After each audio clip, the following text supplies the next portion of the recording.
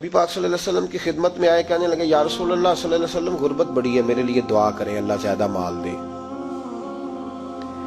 تو محبوب صلی اللہ علیہ وسلم نے فرمایا تو جس حال میں اچھا ہے وہ تیرے لیے بہتر ہے۔ یا رسول اللہ صلی اللہ علیہ وسلم دعا کر دے، تو محبوب نے کیا فرمایا؟ فرمایا تو جس حال میں ہے نا وہ حال تیرے لیے بہتر ہے، اسی میں رہ۔ کہ نہیں حضور دعا کرے۔ فرمایا سال بعد تو باز آ جا۔ حضور دعا کرے۔ فرمایا تو باز آ جا۔ 2-3 دفعہ کہا، ضد کی۔ محبوب نے فرمایا جا، پھر اللہ تجھے زیادہ پیسے دے گا۔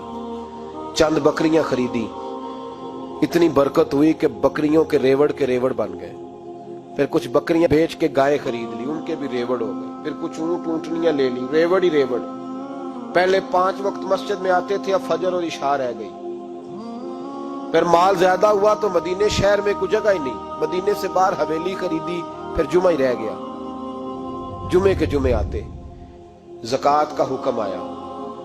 میرے نبی کریم علیہ السلام نے حضرت ابو ہریرہ کو بھیجا، فرمایا جا اسے کہہ تیری زکوٰۃ بنتی ہے 2.5%۔ ہمارے ہاں جب کسی آدمی پہ حالات خراب ہوتے ہیں نا تو سب سے پہلے وہ اس طرح کرتا ہے کہ جو میں کہیں اللہ کے رستے میں دیتا ہوں پہلے اسے بند کرو۔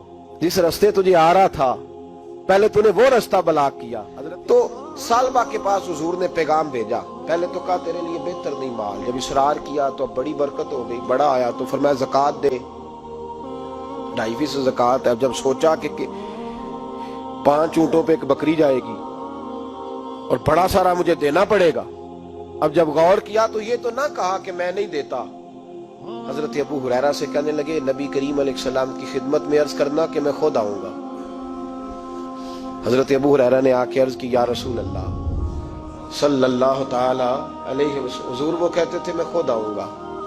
تو کہتے ہیں محبوب نے ٹھنڈی سانس لی، فرمایا اسے کہا تھا کہ تیرے لیے مال بہتر نہیں، اب ہلاک ہو گیا، ہائے افسوس ہلاک ہو گیا۔ ان کو بھی تھوڑی دیر کے بعد احساس ہوا کہ یہ میں نے کیا کیا، نبی پاک کو کہہ دیا نہیں ہے، حضور کو کہہ دیا بعد میں آؤں گا۔ اب دوڑے آئے، عرض کی حضور میں سارا کچھ لے کے آیا ہوں، قبول کر لیں۔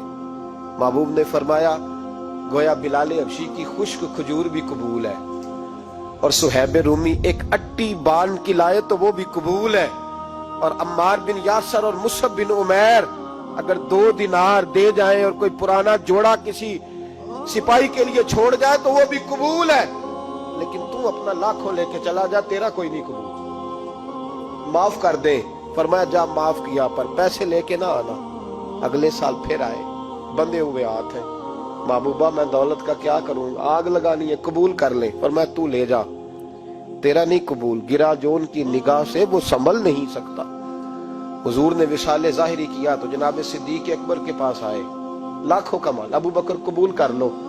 تو جناب صدیق اکبر کہنے لگے اس کا کر لوں جس کا نبی نے نہیں کیا، چل جا، کوئی نہیں چاہیے۔ حضرت عمر کے زمانے میں قحط پڑ گیا، بارشیں نہیں ہوتی، غلہ نہیں ملتا، حالات خراب ہے، مالی طور پہ بحران آ گیا، غربتیں، مجبوریاں، تکلیفیں، آ کے روئے، عمر میرا قبول کر لو، مجھے معافی تو مل گئی تھی نا۔ فرمایا معافی اپنی جگہ پہ، پر جس کا مصطفیٰ نے قبول نہیں کیا۔ بہت سارے لوگوں کو پتہ ہی نہیں کہ ان کا قبول ہی نہیں ہوا، اور وہ الجھے ہوئے، انہیں خبر ہی نہیں کہ اصل بات کیا ہے۔ فرمایا جس کا مصطفیٰ کریم نے قبول نہیں کیا، اب ہیرے اور جواہرات بھی لے کے آئے تو بھوکے مریں گے، پر اس کا قبول، اس بات پہ راضی رہو جس حال میں اللہ نے رکھا ہوا۔